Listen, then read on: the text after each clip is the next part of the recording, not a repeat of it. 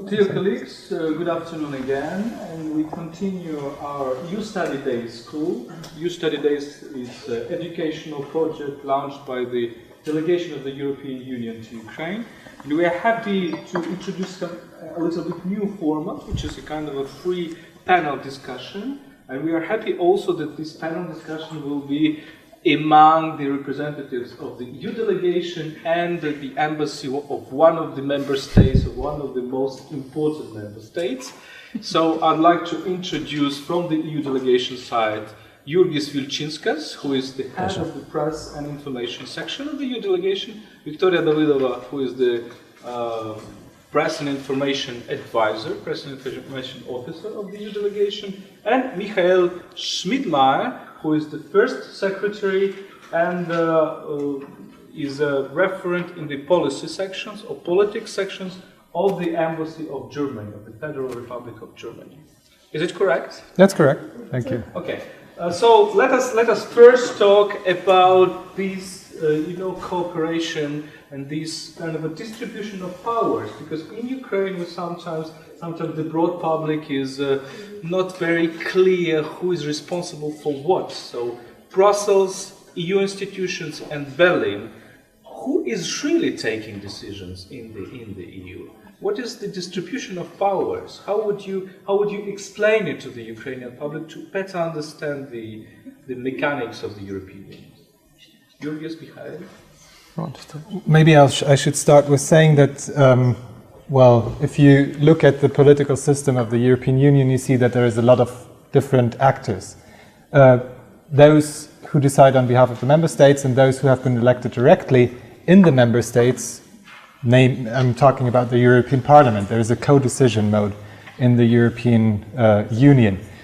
What is interesting is that still today, in many of the member states, the people think that everything is decided in Brussels. And I personally believe this is definitely not true, because for now at least, the decision mode is that the priority is still with the member states. Nothing happens without the consent of the member state, at least when it comes to very important political decisions in terms of foreign policy or in policy orientations, etc.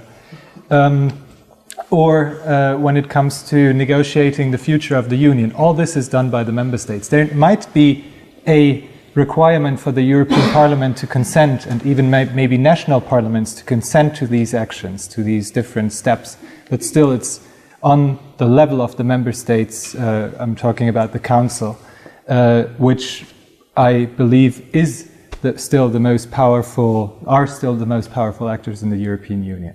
And sometimes this is misrepresented, and it's also misused by European politicians who actually make a decision in Brussels with their fellow ministers of foreign affairs, or at the European Council, the heads of state and of government, who decide on something, and then later on it's the Commission which is blamed for something.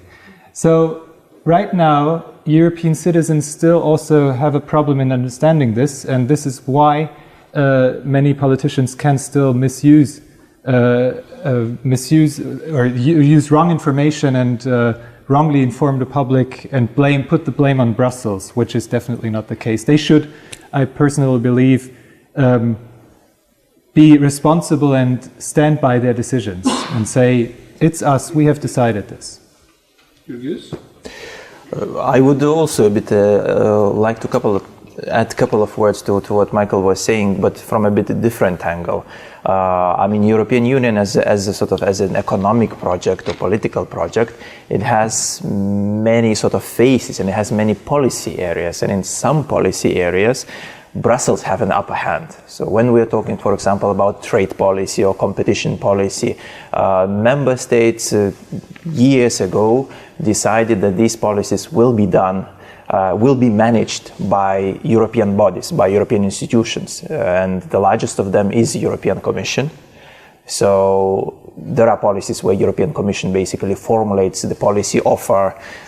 It does consultations with the member states, with the public society as well, but it's the Commission in the driving seat, right? And it also oversees how these policies are implemented on the ground.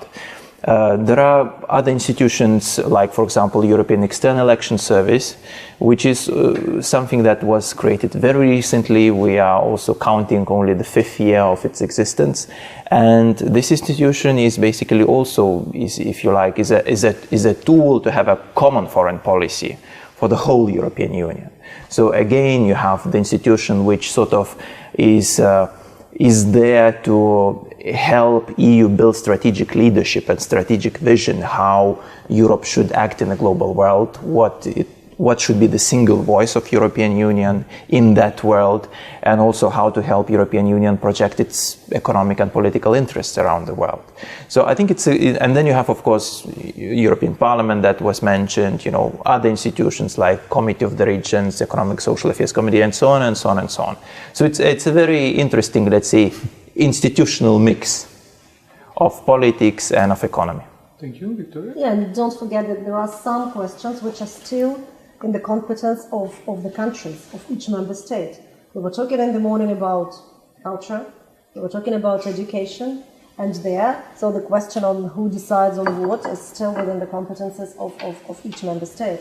And our morning discussion today was about how to save identity within the bigger union, etc., or within a bigger organization, and I think the European Union replies to these questions very well. And okay, the European Union was built and is built as a kind of very diverse organism, like with this principle of subsidiarity, when the decisions are taken on the national level, then on the regional level, local level. But then now we're facing a threat which is hugely, extremely centralized. Russia is extremely centralized, where all the decisions are taken vertically, and now is trying to split the European Union from within, talking with governments, particular governments instead of Brussels, trying to split even the national governments, and I think in Germany it's a huge debate in the coalition, etc. How the EU is reacting in terms of, enhancing the probably systematic or single voice? How you are facing this situation when there is a hugely unified power and you are so diverse? Was it a rhetorical question? No.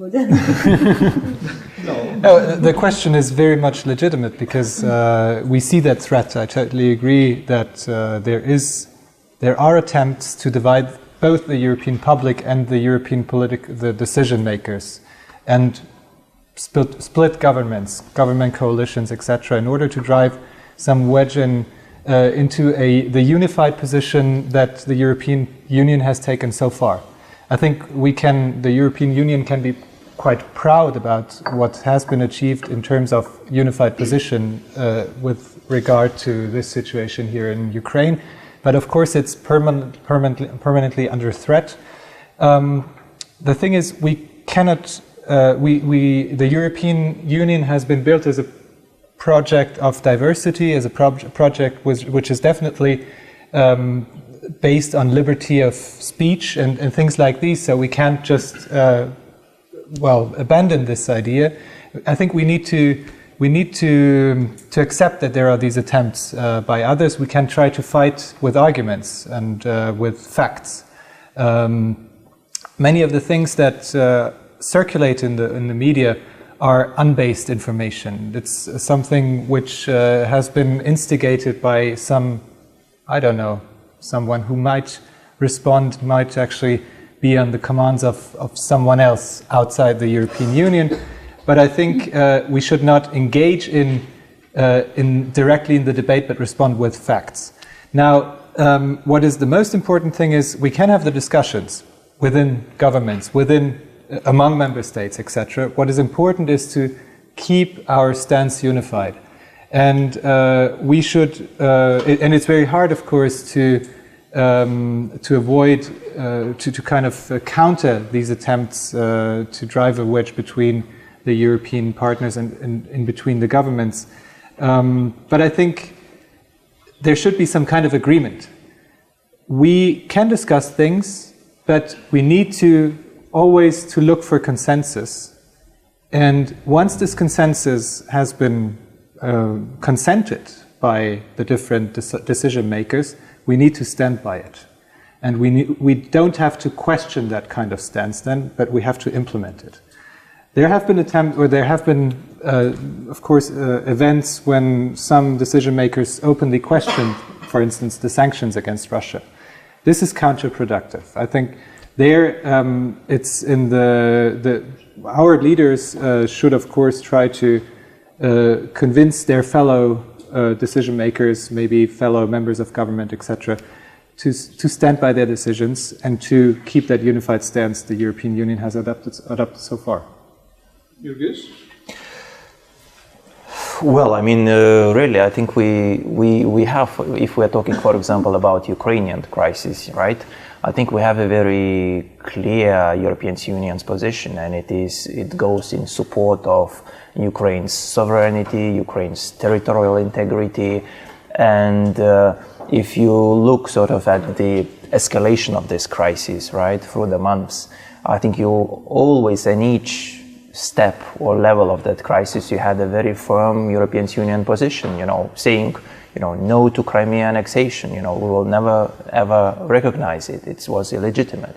We had elections in Donbass. We said no, they're completely illegitimate because they were not done in accordance to the Ukrainian law.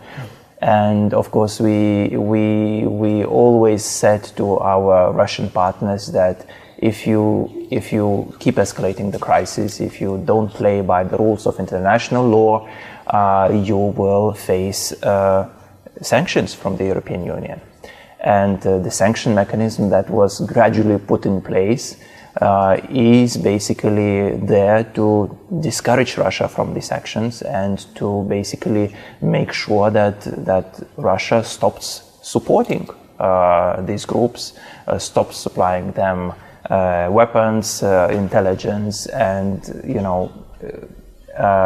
lets the political process to resolve this crisis. Okay, Victoria? I think my colleagues said already what they wanted to say about the EU. I would like to come back to your question. There are two systems really, and these two systems show how they work, and it is very easy to see what are the principles in these systems. Whether it is vertical ordering and decision making by one person, or it is a discussion maybe sometimes longer than expected, sometimes more difficult in terms of taking decisions. But this is the way it should be organized. I agree with Mikael that we really must be proud of how quickly and how efficiently those decisions were taken. Normally it would have taken more time, and with all those 28 countries, different levels of discussions, etc. So it means that there is no so-called contradiction, or there is no really a big threat in democratic discussion and process and taking efficient decisions. I think that the recent events show that. If we come back again to the first option, to the first decision-making process and the first mechanism and system, which you mentioned in your question, I think it's up to the people to decide whether they want it or not, and the European Union countries, member states, and European people definitely made their choice. They said, no, we prefer the normal way of democratic expressions, democratic discussions, and take the decisions in this way.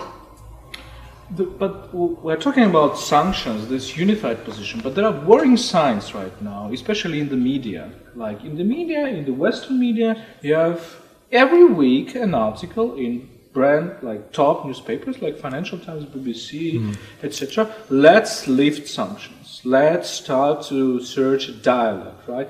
There were also statements from some of the leaders of some of the member states. We will not quote them, but basically we know all of them, right? What is the mood inside the European Union? I mean, are there really, or are this lifting of sanctions, is this lifting of sanctions really on the agenda? Is this being discussed? Or you say, no, we still keep sanctions and this is our position and it is not on the agenda? Well, I think lifting the sanctions will become a real possibility when we will see the progress on the political solution of the conflict. And, so far we we didn't see basically nothing done in order to honor the Minsk agreements.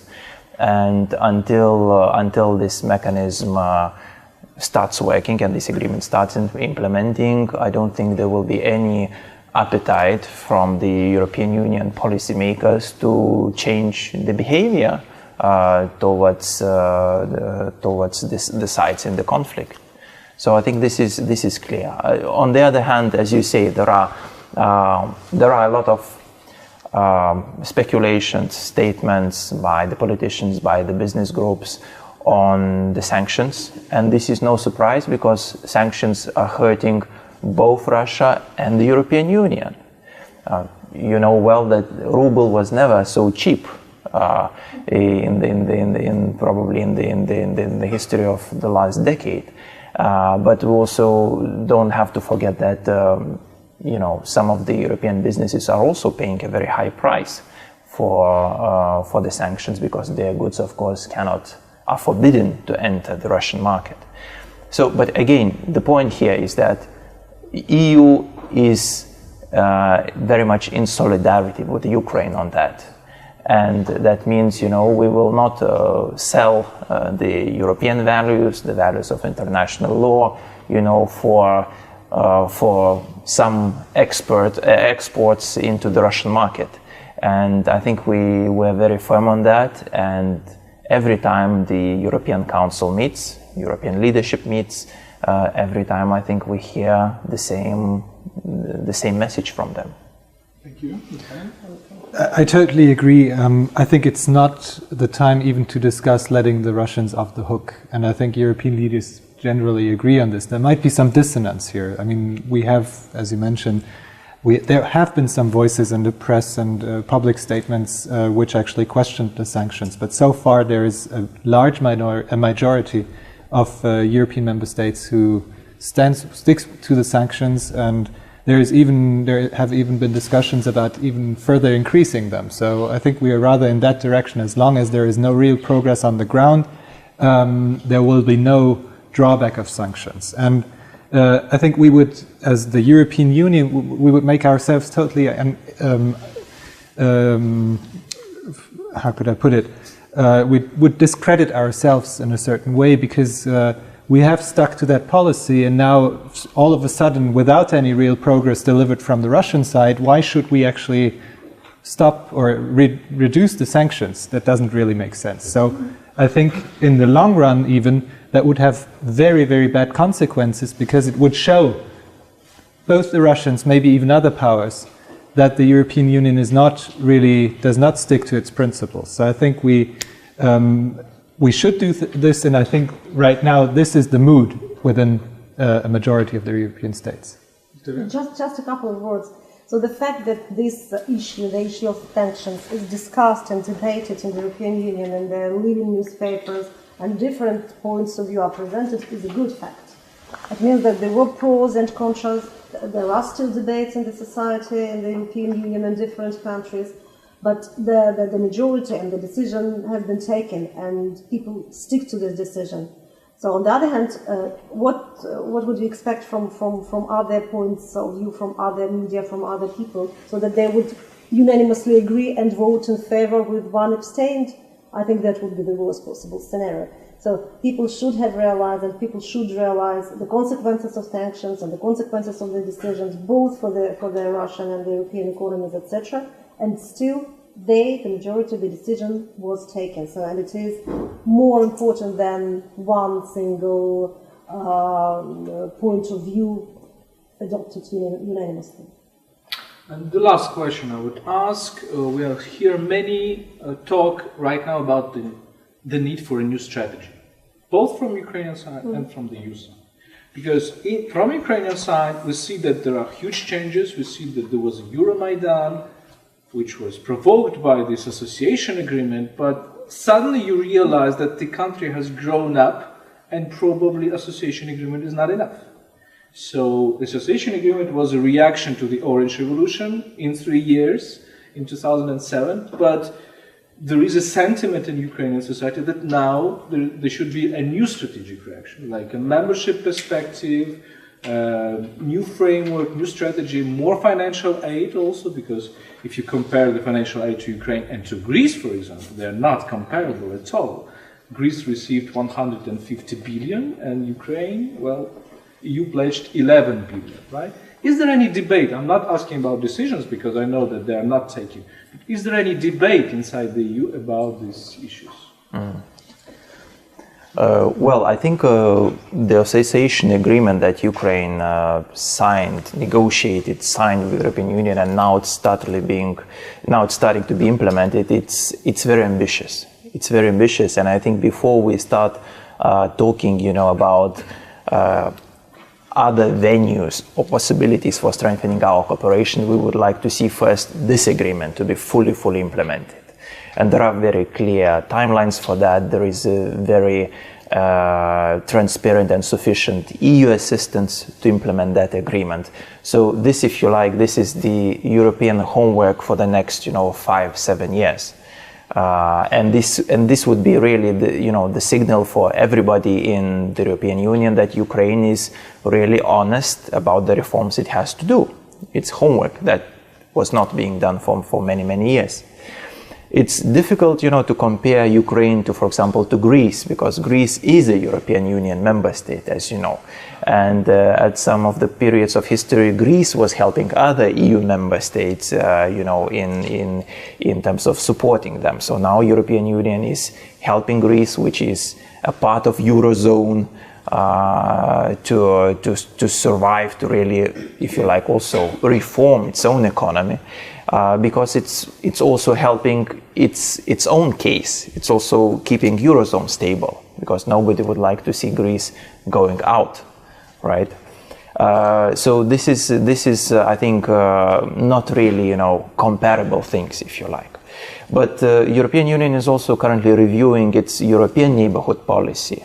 And I think probably the outcome of this dialogue would be a policy which will be more targeted to the needs of each of Eastern partners. And Ukraine definitely is a priority partner for us in the European Union in many ways, because it's a strategic country if you look at the size of it. And it's also due to the nature of our association agreement, is also the one that will keep getting most of our assistance. Okay. Let me be quite clear. I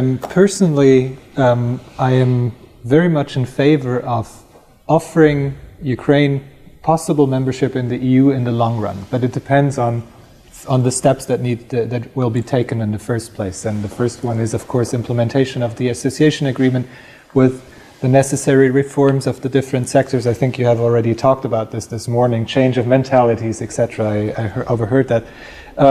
But of course, I think when Ukraine is ready at one point, and I hope it will be ready at one point, then we can start discussing possible membership, which still will be a lot of talks, I assure you, because within the EU member states, there is also some kind of feeling that so far maybe all those different enlargement procedures have been too quick, have been too fast, and the European Union still needs some time to digest what it has actually eaten up over the past years.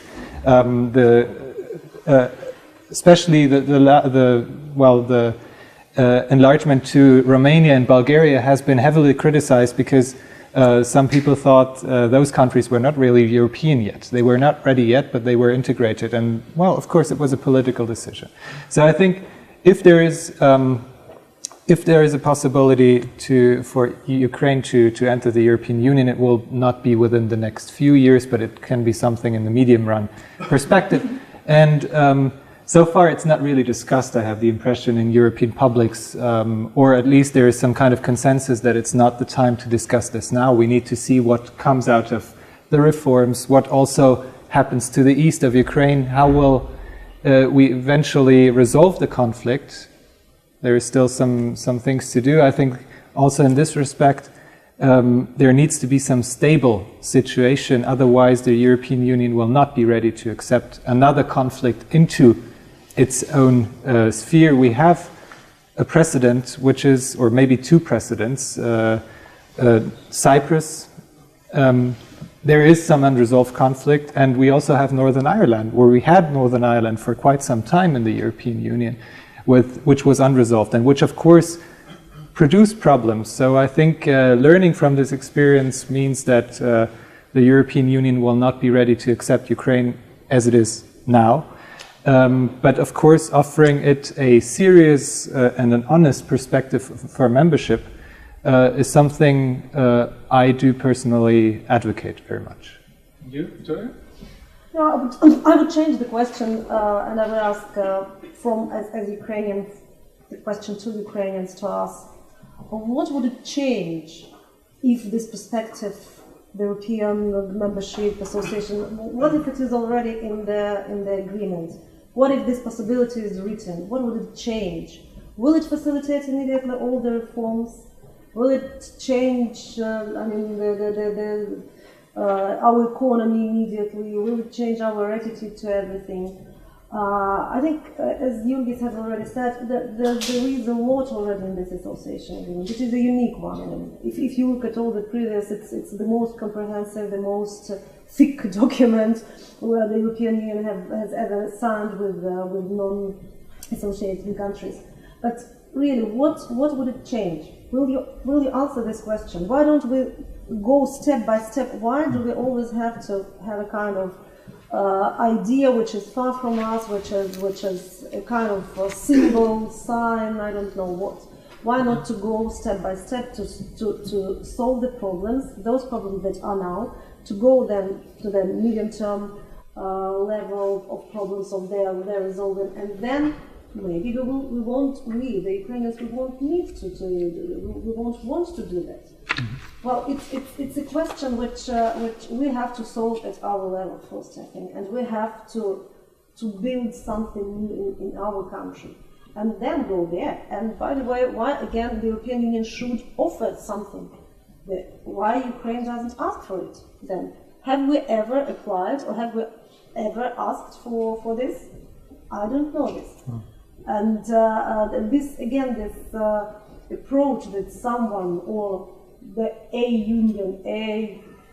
partner should come and offer us something, and then we will decide whether we want it or not. I think it's a wrong approach in general, and the answer will be, let's start with the reforms, let's start as soon as possible, make the necessary changes, and then we will be a wanted partner and a wanted member of any civilized and democratic society. Thank you very much. We will just finish our talk, online talk. We will say goodbye to our online audience.